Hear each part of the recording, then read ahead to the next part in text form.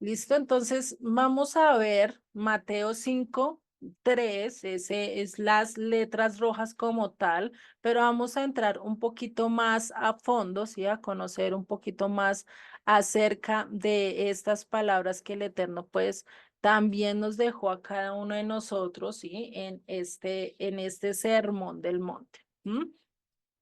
Y recordar que este sermón del monte no consta solo del capítulo 5, son 3 capítulos del cual vamos a ir desmenuzando en varias secciones. No le puedo decir que 2, 3, 4, no, son más de 4 que vamos a ver, ¿sí? De los cuales vamos a desmenuzar este texto, es uno de los textos más importantes, este sermón del monte. ¿Por qué? Porque acá es donde vemos los pasos que nosotros como discípulos del Eterno debemos de tomar. Y acá vamos a ver, en este verso 3, vamos a ver el primer paso y el más importante que todos nosotros debemos de tener en cuanto al discipulado. Si realmente queremos seguir a Yeshua, si realmente queremos conocer de él, ¿qué? Tenemos que caminar de acuerdo a lo que él está diciendo, de acuerdo a este primer paso. Si no tenemos este paso, muy difícil, podríamos decir que podremos entrar al reino de los cielos. ¿Sí? Ya ahorita vamos a entender el por qué lo estoy diciendo. Y estos 3 sermones, como les dije, esta es la esencia. Y estos tres capítulos, perdón, no 3 sermones, 3 capítulos, el 5, el 6 y el 7, son el centro del mensaje de Yeshua. Realmente desde aquí es donde él va a sacar muchas de sus enseñanzas, que varias las va a repetir, varias las va a dar casi como parábola, ¿sí? Y a mostrar lo mismo. Y este se puede decir que es el sermón más profundo que él da, porque se los da directamente a sus discípulos, ¿sí? Y eso es algo que vamos a ir entendiendo a lo largo de este estudio. Entonces, me avisan, me van parando si tienen dudas, preguntas, ¿vale? Para ir respondiéndolas, ¿vale? Entonces, Yeshua acá en Mateo expuso 4 sermones principales, y entre ellos este del sermón el sermón de las bienaventuranzas, ¿sí? Este fue uno de los sermones que él dio de los principales, ¿sí? Y Mateo de por sí, esto lo vimos también en las 66 sesiones, lo recuerdo mucho porque es para que ustedes vayan y también recuerden estos libros, ¿sí? Igual si quieren estar, yo estoy dando este libro de Mateo los jueves, por si quieren también estar, es a las 8 de la noche. Para Venezuela sé que es muy tarde, para Bolivia también, pero si quieren, entonces les paso las grabaciones para que ustedes vean la importancia de Mateo y los sermones que hay, ¿sí? No, no lo hemos terminado, pero ahí vamos avanzando. Entonces, recordar que Mateo, ¿quién fue? ¿Sí? Como para recordar un poquito acerca de él.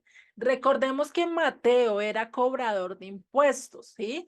Para ser cobrador de impuestos, recordemos que para esa época no había computador, no había calculadora, no había nada de eso, tenía que recopilar sus datos en donde, casi siempre en la cabeza, porque pues imagínense, para llevar datos en unas tablas, eso era difícil, complicado. ¿Tú cómo vas a cargar 10 tablas y sin saber cuánto pesan, o estar cargando quién sabe cuántos pergaminos con toda la información? No, ellos tenían que tener mucha capacidad de guardar información. Por eso se utilizaba mucho el método de la taquigrafía. Se cree que él era uno de los mejores que había en esa época, sí, debido a cómo registró todo lo que dice a lo largo del libro de Mateo.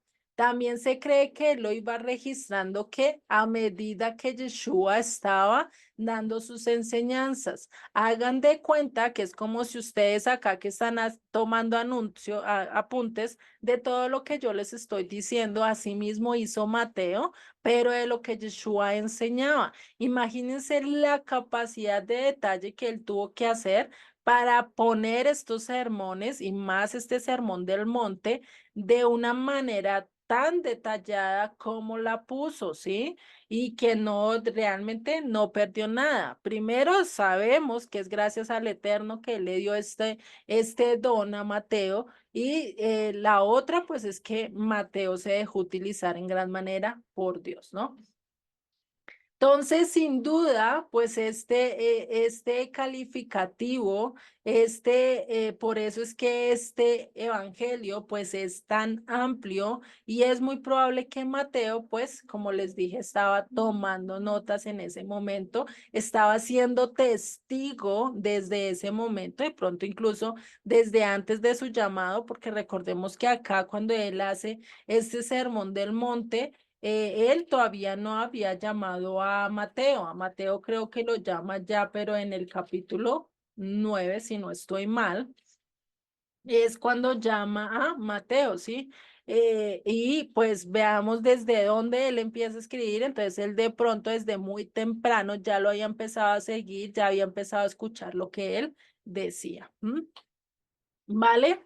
Y algo que lastimosamente a lo largo de la teología cristiana, sea católica, protestante, bueno, de cualquier denominación, ¿sí? ¿Qué pasa? Se enseñaba que Jesús vino a dar una nueva interpretación, que él vino a dar una ley totalmente diferente. Se dice que él formó una nueva religión que no es del judaísmo, que él se salió completamente todo a lo contrario al judaísmo y que por eso fue que lo persiguieron, que por eso fue que lo mataron, ¿sí? Y dan el argumento, ¿por qué? Por estas palabras que Yeshua dice, que las vamos a ver en ciertos momentos en este sermón del monte, ¿sí? Que dice, oísteis que fue dicho, mas yo os digo, ¿sí? Entonces, ¿qué dice? No, es que oíste que Moisés dijo, pero yo ahora les digo esto. No, eso no era lo que quería decir.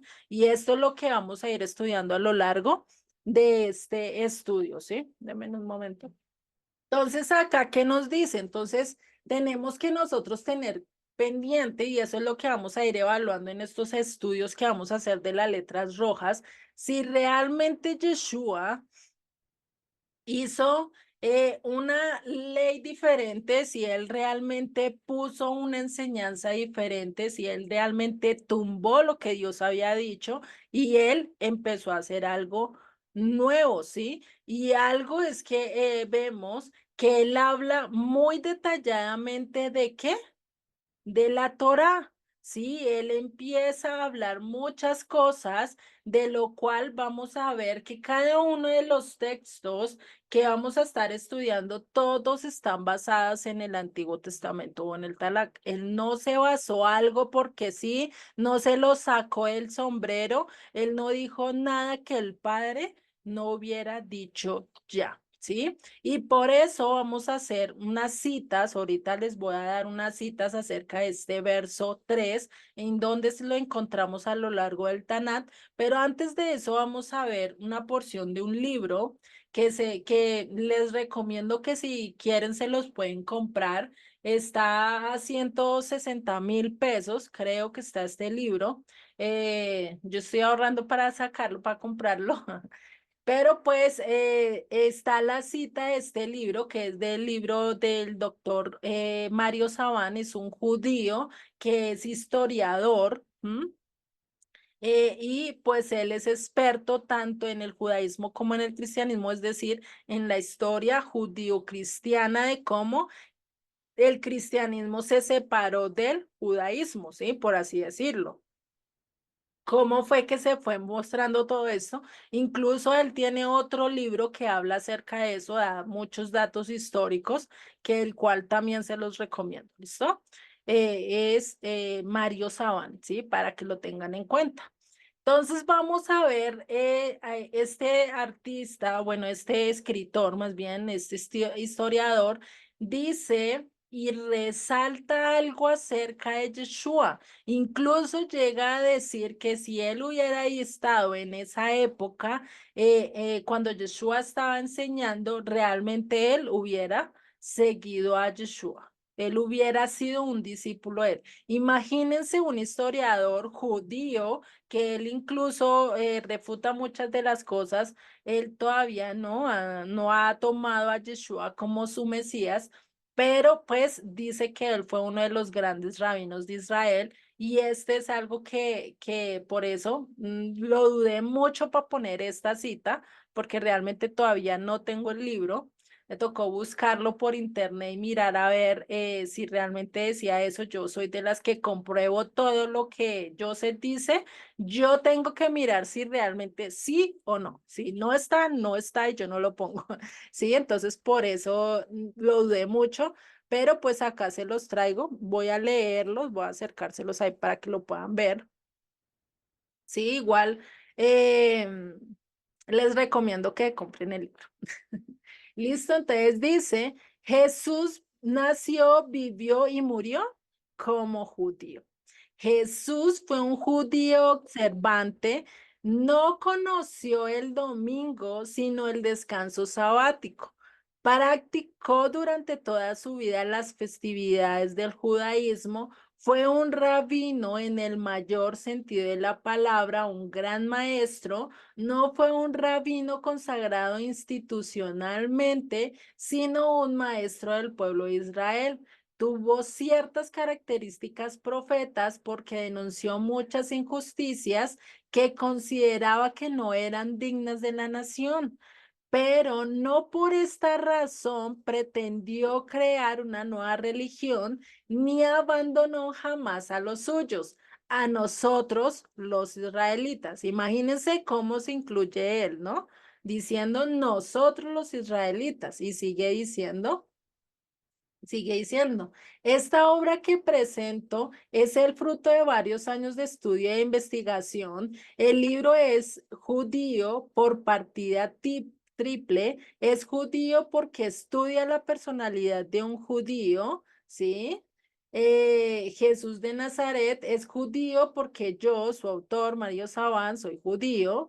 Y es judío porque estudiaremos la ética judía de la tradición rabínica en conexión con Jesús. Es decir, cómo se conecta la ley oral con lo que Yeshua estaba diciendo, ¿sí? O sea, conectando lo que otros rabinos anteriormente y después de Yeshua han dicho acerca de las leyes del Eterno, es decir, del Antiguo Testamento. Eso es lo que está diciendo. Dice, ¿qué intento demostrar con con esta obra? Que todas las enseñanzas de Jesús son plenamente judías y todas ellas se encuentran en la más noble tradición del pueblo de Israel. Imagínense lo que está diciendo. Y sigue diciendo que no existe ninguna enseñanza del rabino Jesús que no sea o que no se encuentre, perdón, dentro de las enseñanzas bíblicas o en la tradición de otros rabinos del judaísmo, tanto en los rabinos cronológicamente anteriores como en los posteriores a sus figuras. Es decir, todo lo que él ha enseñado a lo largo de estos 4 evangelios que lo estamos estudiando, es lo mismo que han enseñado rabinos tanto antes de la época de Yeshua como actualmente.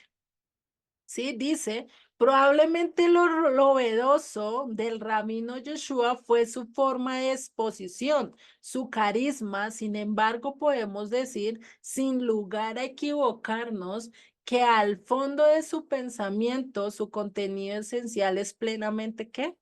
Judío. Imagínense esto que está diciendo, ¿no?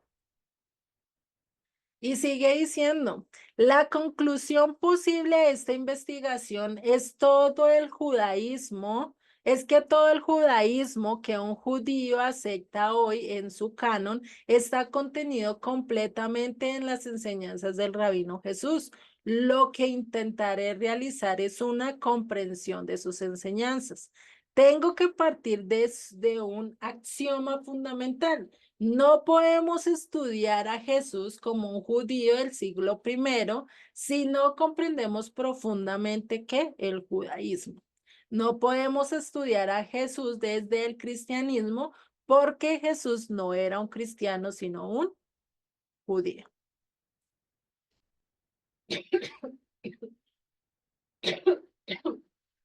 Y sigue diciendo, lo que demostrará este libro es simplemente que todas las enseñanzas éticas del rabino Jesús se encuentran en la tradición hebrea y que, por tanto, desde el punto de vista ético, el cristiano es en realidad una continuidad absoluta del judaísmo. ¿Qué quiere decir? Que el cristianismo nació dentro del judaísmo.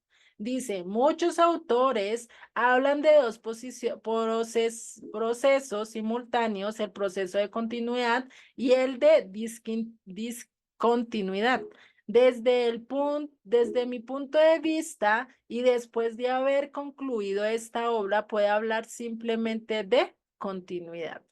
El proceso de discontinuidad, cuando comenzó, fue provocado por los gentiles que se integraron en el seno del movimiento judeo-nazareno a mediados del siglo II.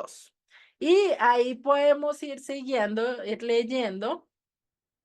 Y lo que me gusta es la última parte que dice acá, el cristianismo del siglo segundo, para lograr su independencia del judaísmo, necesitó transformarse en pagano cristianismo, porque el cristianismo original es puro judaísmo ortodoxo desde la visión del rabino Jesús. Y si nosotros lo ponemos a estudiar, nos ponemos a mirar realmente esto, así fue. Fue algo que ya Yeshua estaba diciendo, que ya Yeshua estaba enseñando a lo largo de las escrituras y que él, como lo vimos ahorita con la tentación, él no se basó en otros textos que no fueran de qué, de la Torah, él estaba citando lo que ya estaba escrito, porque imagínense ustedes a un rabino como lo dice ahí Mario Sabán, Yeshua era casi un rabino, incluso él mismo lo llama rabino, le llama maestro. Si esto, Yeshua realmente hubiera hablado de una nueva ley, de una nueva enseñanza, ¿ustedes creen que ellos, como judíos, realmente estuvieran diciendo esto? No, ¿cierto? Antes le tenían piedras, le hubieran sacado, ¿cierto? ¿Por qué? Porque hubiera dicho cosas que no son, ¿sí? Y ahí podemos ver que realmente Yeshua sí utilizó varios textos del Antiguo Testamento. Y esto es lo que vamos a verificar ahorita, ¿listo? Entonces vamos a ver, vamos a leer estos tres versículos y vamos a empezar ya con el tema como tal. Esto era como un paréntesis que me gustó hacerlo y que estaba dentro, está en el verso por verso de Mateo 5, si lo quieren escuchar. Es muy bueno. Yo sé leer literalmente estas dos páginas y es bueno entender y saber cómo un judío está estudiando esto, ¿sí? Acerca de Yeshua y que en algún momento Dios le va a poder hablar, le va a poder transformar. Entonces dice acá en el verso 1. Viendo la multitud, subió al monte y sentándose, vinieron a él sus discípulos y abriendo su boca les enseñaba diciendo, bienaventurados los pobres en espíritu, porque de ellos es el reino de los cielos. Entonces vamos a ver varias citas realmente de donde Yeshua obtuvo estos textos, los vamos a ver. Hay algunas citas que yo añadí, ¿sí? Para que ustedes vayan viendo cómo es que realmente, pues Yeshua no se sacó esto de la manga y un sombrero, ¿no? O bueno, el gorro. En Salmos 41:1 dice, bienaventurado el que piensa en pobre, en el día malo lo librará el Señor. No vamos a explicar los versos, esto es como para que ustedes tengan en cuenta referencias que Yeshua lo dijo de algún texto y cuando él dijo eso estaba pensando en todos estos textos que vamos a ver a continuación. Ya ahorita entramos ya directamente a explicar el verso como tal que tenemos hoy, que son estos tres versos.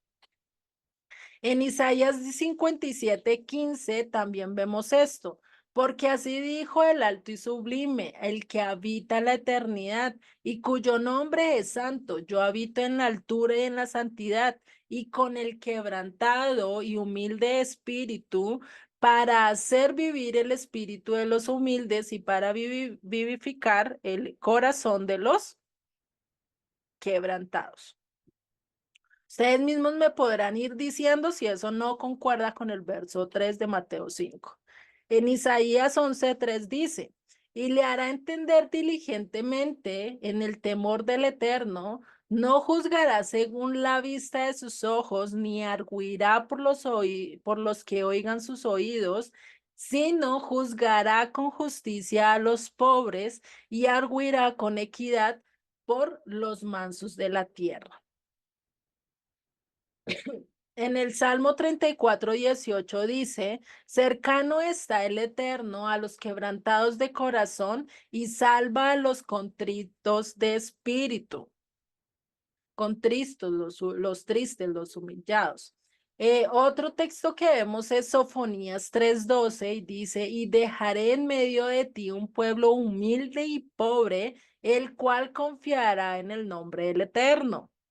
Humilde y pobre. Jeremías 20:13. Cantad al Eterno, load al Eterno, porque ha librado el alma del pobre de mano de los malignos, el alma al pobre. Y en Isaías 66:2, este es el más contundente, ¿sí? Dice, mi mano hizo todas estas cosas y así todas estas cosas fueran, dice el Eterno. Pero miraré a aquel que es pobre y humilde de espíritu y que tiembla mi palabra. Todos estos versos eran los que se trataba, eran los que hablaba quién, Yeshua. De todos estos se estaba basando en el verso 3, ¿sí? Entonces acá podemos ver cómo Yeshua, y él no lo dijo en varios sermones, nos dijo que yo vine a hablar las palabras de quién, de mi padre. Yo no vine a hablar las palabras del vecino, mis palabras, a imponer lo que yo pienso, digo, no. Él vino a cumplir ¿qué? Lo que el Eterno le estaba pidiendo, lo que el Eterno le estaba hablando a través de sus escrituras. Eso es lo que le está diciendo. Y eso no quiere decir que Yeshua no tuvo que estudiar. Él tuvo que también pasar su buen tiempo, igual que nosotros, aprendiendo a escribir, aprendiendo a hablar, aprendiendo a leer, aprendiendo a todo esto para después poder llegar al razonamiento al que llegó. Pero a él también le costó. ¿Por qué? Porque él fue un hombre como todos nosotros acá presentes, ¿sí? Y por eso, pues a nosotros incluso nos toca el doble, ¿sí? Porque nosotros pues no tenemos tanta sabiduría del Eterno, Él no la da, pero pues nosotros nos cuesta mucho más por ser un poquito más de tercos que Yeshua, ¿no? Y esto, ¿cómo lo vemos? Yeshua dijo una cosa que era muy importante. ¿Esto dónde la vemos? En Lucas 10:40, que dice, pero Marta se preocupa por muchos quehaceres y acercándose dijo, es decir, Marta estaba, recordemos que estas son Marta y María, que son dos hermanas, una estaba haciendo todos los quehaceres, corriendo de un lado para otro, haga aquí, corra para allá, y María estaba sentada al lado de Yeshua escuchándolo hablar. Y pues Marta se pone brava, por eso le dice, Señor, ¿no te da cuidado de mi hermana que deje de servir solo? O sea, ¿cómo así? Mire, ¿no te das cuenta que mi hermana me dejó sirviendo sola? Dile pues que me ayude. O sea, ¿cómo así? Yo corro para allí, yo corro para acá y ella ahí feliz sentada escuchándolo hablar, ¿sí? En cierta forma eso fue lo que le dijo. Y entonces, ¿qué le respondió Yeshua? ¿Qué le dijo? Dice, Marta, Marta, afanada y turbada estás con muchas cosas, pero solo una cosa es necesaria. Solo una cosa es necesaria, que todos nosotros debemos de tener. ¿Cuál es? Dice, y María ha escogido la buena parte, la cual no se le será quitada. ¿Cuál fue esa parte que no se le será quitada? Pues el quedarse allí sentada al lado del maestro, escuchándole sus enseñanzas. Esas enseñanzas que el cual nunca se nos van a quitar, nunca van a pasar. ¿Listo? Y pues eso es a veces lo que el mundo te va a proyectar, el mundo te va a vender, ven, tú tienes que comprarte el último celular, tienes que comprarte el último no sé qué, tienes que tener tu perdón, tu carro, tienes que tener tu finca, tienes que tener viajes por montón, tienes que ir al otro lado del mundo, tienes que hacer y deshacer, y pues esto qué implica, que te afanes que quieras correr de un lado para otro con tal de cumplir con lo que el mundo te está exigiendo. El mundo te exige que si tú no tienes una profesión, que si tú no tienes un cartón de universidad, que si tú no tienes un estudio, no eres nada. Si todo eso te lo dice el mundo y eso qué hace, que estés realmente trotando, afanándote, corriendo de un lado para otro, sí, así como ese video de la felicidad de las ratas, sí, el corriendo detrás de un billete pensando que el billete realmente le iba a dar la felicidad, pero realmente no es así, ¿sí? Entonces, de esta manera, pues el que dice, dichoso aquel que se está tomando, aquel que realmente toma parte de su tiempo, que toma lo mejor de mí, de mis enseñanzas, lo aplica, lo pone en obra, pues esa parte que no se la va a ser quitada. Porque te pueden quitar los bienes materiales, te pueden quitar la vida, te pueden quitar todo, pero si ya estás con el eterno, nadie te va a poder quitar de su mano, ¿sí? Y esto es algo que realmente lo podemos ver. Entonces, teniendo ya esta introducción acerca de este sermón del monte, igual con cada versículo, voy a tratar de sacar las citas del cual Yeshua pues trató o estaba hablando, ¿sí?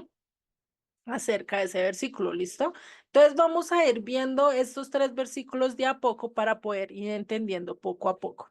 ¿Listo? Entonces en el verso 1 que dice, viniendo la multitud, perdón, dice en el verso 1, viendo la multitud, subió al monte y sentándose, vinieron a él sus discípulos. Acá algo que pasa y es que en las películas se muestra como si él hubiera estado allí sentado y hubiera hablado a toda una gran multitud, como lo vemos en la imagen. La verdad es que no fue así, ¿sí? Porque él dice, viendo la multitud, subió al monte, se alejó de la multitud, ¿sí? Pero ¿a quiénes fue los que les habló y quiénes fue los que les enseñó? A sus discípulos, ¿sí? Y pues acá él hubiera tenido o tuvo dos opciones de enseñar. Uno primero en eventos masivos con toda la gente u otro de manera muy personal, muy específica a sus discípulos, el cual fue la que él escogió, enseñarle directamente a sus discípulos, ¿sí?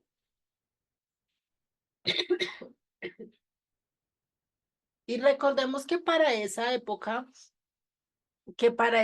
la gente recorría kilómetros, no es como hoy en día que nosotros vamos en carro, vamos en no sé qué, ¿cierto? Esa gente le tocaba caminar, a veces dejaban sus casas, sus trabajos, todo con tal de seguirle, ¿sí? Pero algo que vemos es que mucha de esa gente iba y le tocaba quedarse. Recordemos que para esa época no era fácil andar en la noche en medio en el desierto. Imagínense, salían bandidos, le robaban lo poco que tenía y pues no era saludable. Por eso es que los discípulos llegaron en un momento a decir a Yeshua, Mándalos para sus casas porque ¿qué les vamos a dar de comer? O sea, ¿qué les vamos a ofrecer? ¿Sí? Pero ¿qué les dijo Yeshua? ¿Ustedes creen que Yeshua los mandó para su casa? No. Les dijo a sus discípulos, vayan, aliméntelos, ¿sí? Y en el Evangelio de Juan nos dice que un muchacho se acercó y tenía 5 peces y 2 panes, ¿sí? ¿Y esto qué hizo? Después de que él alimentó, o sea, él oró, Yeshua oró después por estos 5 panes y 2 peces y le dijo, vaya a sus discípulos, vaya y repártalo. Tanto fue el milagro que se abundó estos 5 peces, se multiplicaron estos 2 panes, ¿sí? Y se llenaron 12 cestas de sobrantes de toda esta comida, ¿sí? Imagínense todo esto que había en ese momento. El darle a todas esas personas, 5.000 personas a las cuales él estaba alimentando. Recordemos que acá solo habla de hombres, no habla de mujeres, no habla de niños, no habla de ancianos. Imagínense toda esa gente ahí sentada recibiendo comida, ¿sí? Y haciendo todo esto. Algo que les voy a explicar muy por encimita, ¿sí? No lo vamos a ver del todo, eso ya lo vamos a ver cuando lleguemos al Evangelio de Juan o toquemos este texto en otro evangelio. Dice, estas 12 cestas representan a qué? A las 12 tribus de Israel, ¿sí? Esas son las 12 cestas. Los 5 panes representan a los 5 peces representan los 5 libros de la ley dada a Moisés, ¿sí? Y los 2 panes, pues representan a los 2 testigos a los cuales pues se tiene que ir a predicar a estas 12 tribus, ¿sí? Imagínense todo esto que va a ser a lo largo de todo esto y cómo Dios nos muestra todas estas palabras, ¿no? Del Eterno. Imagínense esto y esto es cada vez que vayamos avanzando vamos a entender un poquito más. Entonces recordemos que la casa de Judá tiene ¿qué? La Torá tiene la instrucción, ellos guardan los mandamientos, ellos guardan todo esto, ¿cierto? Pero la casa del norte, la casa de Israel, ¿qué tiene? Tiene al Mesías, ¿sí? Ellos creen en el Mesías, pero no tienen la ley dada a Moisés. Y lo mismo Judá o los judíos. Tienen la Torá, pero no creen en Yeshua como su Mesías. Entonces, todo esto está pasando y pues Israel, recordemos que está regada en medio de ¿qué? De todas las naciones. Por eso Yeshua en algún momento, en medio de sus enseñanzas, le dijo a la gente que le estaba siguiendo, le estaba diciendo, de cierto os digo que me buscáis, no porque habéis visto las señales, sino porque coméis pan y os saciáis. Respondió Jesús y les digo, de cierto os digo, que me buscáis no porque habéis visto señales, sino que porque habéis comido el pan y os saciáis. Es decir, ellos iban solo para cubrir sus necesidades físicas, mas no cuáles, las espirituales, a las cuales él sí quería saciar, a las cuales él estaba dando palabras de vida, palabras de eternidad, pero la gente no quería sino buscarlo. ¿Por qué? Porque los sanara, porque los ayudara, porque les quitara un demonio, por cosas a esos, pero después se apartaban otra vez, ¿no? Por eso él llegó el momento en que dijo y ya le empezó a seguir mucha gente y él ya estaba cansado un día que estaba, mejor dicho, dispuesto, ¿sí? ¿Y qué pasó en ese momento? Se disgustó, empezó a molestarse y empezó a decir, ustedes solo me siguen por el milagrito, ustedes solo me siguen para ver a ver qué pasa o qué no pasa, pero no quieren conocer realmente al que los ama, no se quieren dejar instruir por él, no quieren llevarte a la presencia, no quieren estar en la presencia del Eterno, cuando el Eterno es lo que quieres que lo veas, que platiques con él, más que ver al milagro, más que ver al santo, por así decirlo, sino ver realmente al autor de todo. Y eso es algo de lo que Yeshua les estaba diciendo. Por eso es que les dice más adelante en Juan 6:56, el que come mi carne y bebe mi sangre, en mí permanece y yo en él. Esto no quiere decir que era explícito que tenían que comerse su carne y beberse su sangre como caníbales, no, eso no estaba diciendo él. ¿Qué estaba diciendo? El que come mis enseñanzas, el que sabe que todo lo que yo les enseño, todo lo que les transmito es vida, es real, todo eso pues realmente les va a llevar a una comunión, ¿sí? Voy a tener una comunión ustedes conmigo y yo con ustedes. Eso es lo que está diciendo Yeshua. Por eso se refirió aquí a donde dice que María estaba allí y estaba deleitándose al escuchar a Yeshua, pero Marta corriendo de un lado a otro, pues eso es lo que quería y lo que le estaba dando a entender Yeshua con lo que le estaba diciendo. Le estaba diciendo que ella debería querer comer así las enseñanzas de Yeshua, ¿sí? Y así mismo tendría que hacerlo toda la multitud. Por eso en cierto momento, cuando él llegó, se cansó, se disculpó, pues, ¿qué dice? Y pues por eso él dice, viendo a la multitud, subió al monte, es decir, dejó a la multitud abajo al pie del monte y él subió al monte, se alejó, se apartó de ellos. ¿Y quienes llegaron al lado de él? Sus discípulos. Es decir, que esta enseñanza va directamente a quienes, a sus discípulos. Este sermón es para los discípulos. Si nosotros somos los discípulos del Eterno, si nosotros queremos escuchar qué es lo que Él desea de nosotros, pues este es el sermón para sus discípulos. Si nosotros queremos aprender de Él, pues este es el sermón al cual debemos de aplicar, evaluar y conocer. Los dije al revés, pues debería ser conocer, evaluar y platicar, practicar, perdón, y así puede empezarlo a mirar y ponerlo por obra, ¿cierto? Entonces acá preguntaría y les preguntaría ya a ustedes, ¿qué quieren ser ustedes? ¿Ustedes qué se consideran? ¿Ser parte de multitudes o son parte de los discípulos de Yeshua? Eso se los dejo a ustedes, contéstenlo allí en lo interior, ¿sí? Y algo que vemos es que Yeshua fue muy duro. Yeshua era tajante, era de carácter también fuerte. ¿Por qué lo podemos decir? Porque a Yeshua, los líderes religiosos, cuando él estaba siendo crucificado, las multitudes que estaban diciendo, crucifíquenle, crucifíquenle, ¿cierto? Ya ahorita les digo por qué él es de carácter fuerte. Acá vamos a ver la diferencia entre ser un discípulo y ser el de las multitudes. El de las multitudes se va hacia lo que diga los demás. Ah, este dijo que teníamos que matarlo. Bueno, yo digo que tengo que matarlo. ¿Por qué? No sé. Ay, si esta gente se va y veo que va para el risco, pues yo la sigo porque debe ser que pasó algo, ¿sí? No debemos de ser así. El discípulo amado, el único que estuvo con él en la cruz, ¿quién fue?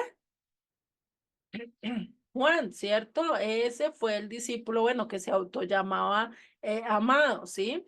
Cuando muchos dejaron de seguirlo, cuando muchos estaban prefiriendo seguir las multitudes, irse, pues allí es donde él les dijo, pues, que qué, ustedes solo me buscan por pan, ustedes solo me buscan por esto, pues vayan donde ustedes mejor piensen que les va a predicar lo que ustedes quieren. Yo no les vengo a hablar muy de lo que ustedes quieren, yo vengo a hablarles realmente de las palabras del Padre, ¿sí? Y eso fue lo que Yeshua les dijo. ¿Por qué Pablo no promovía la circuncisión? porque él no quería que se fueran hacia el judaísmo, hacia el rabinato, a seguir mandatos de hombres, a seguir la ley oral por encima de la de Dios. Él no quería eso. Por eso estaba siendo rechazado. Por eso es que alguien antes de entrar al judaísmo, pues tiene ¿qué? Tiene que ser rechazado más de 3 veces para ver si su sinceridad sí es cierta, ¿sí? Así como lo fue Ruth la Moabita en su momento. Cuando Noemí le dijo, sígame, pues ella le dijo, sí, yo te sigo y fueron las dos con Orfa. Después Noemí les dijo, no, no, ya no me vayan, no vayan a seguir, quédense acá, miren, les va mejor acá. ¿Qué dijo Ruth? No, yo te sigo. Orfa también, vamos, yo te sigo. ¿Qué pasó en la segunda vez cuando ya les dijo, no? No, no me sigan, mire que van a ser difícil, no les voy a poder dar hijos, no vamos a poder tener nada. ¿Qué fue lo que dijo? Le dijo Orfa, le dio un beso y se fue. Pero Ruth, ¿qué dijo? No, yo te voy a seguir. Y siguieron. Después pararon otra vez y ¿qué les dijo? Devuélvete a tu tierra porque mira que yo no sé qué, ¿sí? ¿Qué contestó Ruth? Tu pueblo será mi pueblo y mi Dios será tu Dios. Perdón, al revés, tu Dios será mi Dios, ¿sí? Entonces imagínate esto, por eso es que ellos dicen y por eso Pablo no, porque no predicaba mucho la circuncisión. ¿Por qué? Porque primero tenían que ser evaluados, primero tenía que ver si sí había decisión o no había decisión de dejar lo que el mundo dijera, lo que las multitudes dijeran y seguir exclusivamente a Dios. Nosotros debemos ser exclusivos para Dios, no debemos escoger o seguir a otras personas o seguir a otras dioses, entidades o bueno, como le quieras decir, ¿sí? Entonces, cuando vino aquella mujer extranjera, vamos a leer este texto, bueno, recordar este texto de Mateo 15 24 27, ¿sí? Con esto nos quedamos hasta hoy. ¿Sí?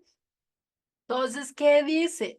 Yeshua estaba caminando, se empieza a escuchar desde lejos una mujer que empieza a gritar, hijo de David, ten misericordia de mí, ¿sí? ¿Y qué hacen los discípulos? Uy, vayan a callar a esta mujer, vea que no hace más sino gritar. Y le dicen a Yeshua incluso, le dicen, venga, usted, ¿por qué no hay calla esta mujer que no sé qué? ¿Y qué le dice Yeshua? Yo no vine sino a buscar a las ovejas perdidas de la casa de Israel. Cuando llega esta mujer, se le acerca a Yeshua y le empieza a decir y le empieza a explorar, ¿qué le dice Yeshua a esta mujer? No está bien darle el pan de los hijos, dárselo a los perrillos. ¿Qué le estaba diciendo a ella? Bueno, esa palabra que ustedes la piensan, no la voy a decir, suena feo, ¿sí? Entonces, imagínense, es como si darle el pan a los perritos que te están por ahí rondando a sus mascotas, no sé si ustedes tienen mascotas, a sus mascotas que andan ahí rondando, o perritos de la calle, no sé si ustedes lo han visto, que andan caminando y buscando a ver qué encuentran en el piso, ¿sí? Eso mismo le estaba diciendo el Eterno. Pero ¿qué dijo la mujer? Dijo, no me importa. Dice, sí, señor, pero aún los perrillos comen de las migajas de las mesas, las migajas de de lo que caen de las mesas de sus amos, ¿sí? Entonces, imagínense. Si aún eso le estaba diciendo, por eso Yeshua le dijo, grande es tu fe, mujer, hágase como tú quieres, ¿cierto? Imagínense esta historia y esto que estaba diciendo Yeshua en este momento. Esta mujer está desesperada, no le importa nada y su única esperanza estaba puesta ¿a quién?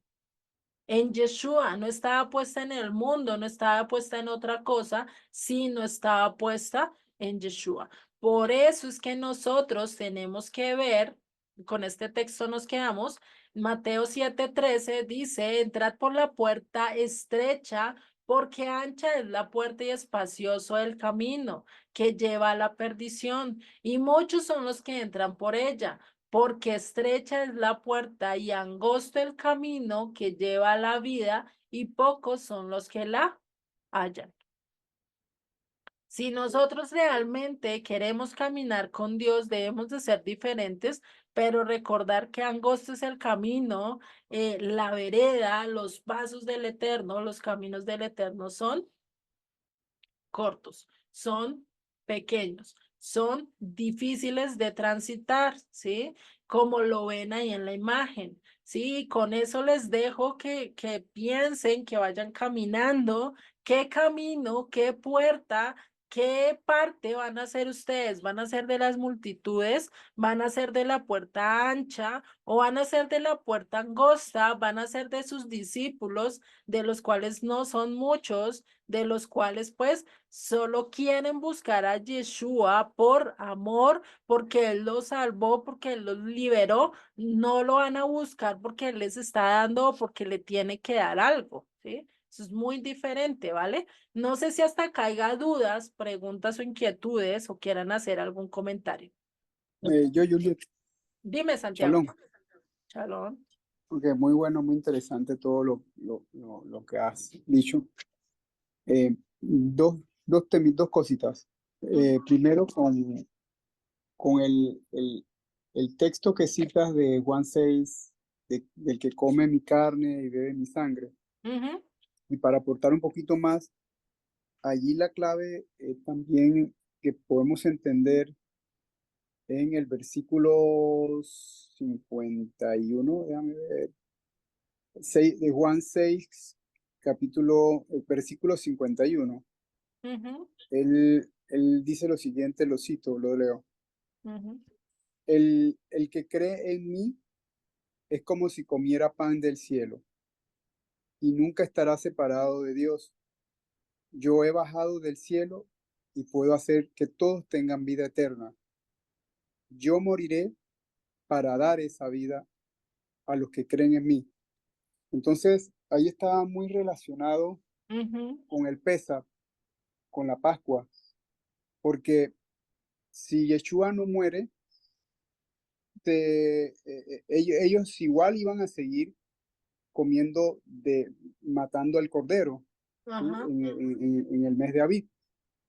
Sin embargo, el plan del Eterno en ese momento con su hijo era que ya ese sacrificio pasara a ser del verdadero cordero, que era su único hijo, porque si no el pueblo de Israel no iba a poder recibir el perdón de los pecados para siempre, porque ya el Eterno entendía que los pecados de Israel no iban a ser perdonados sacrificando corderos todos los años, porque el corazón de ellos estaba endurecido y eran de dura cerviz. ujú, Así que él decidió perdonarlos para siempre, a pesar de que sabía que ellos iban a seguir pecando si no enviaba a su propio hijo. O sea que su propio hijo era ya el plan del Eterno para decir, ya yo te perdono para siempre, olvidaré tus pecados para siempre, pero la ujú, única condición es que creas en él. Eso es lo que el pueblo de Judá hoy, muchos de ellos todavía no han logrado entender, que el Mesías vino a entregar su vida, a entregar su cuerpo, a derramar su sangre, para que todos ellos que comieran de eso, de creer que Él era, pudieran tener vida eterna.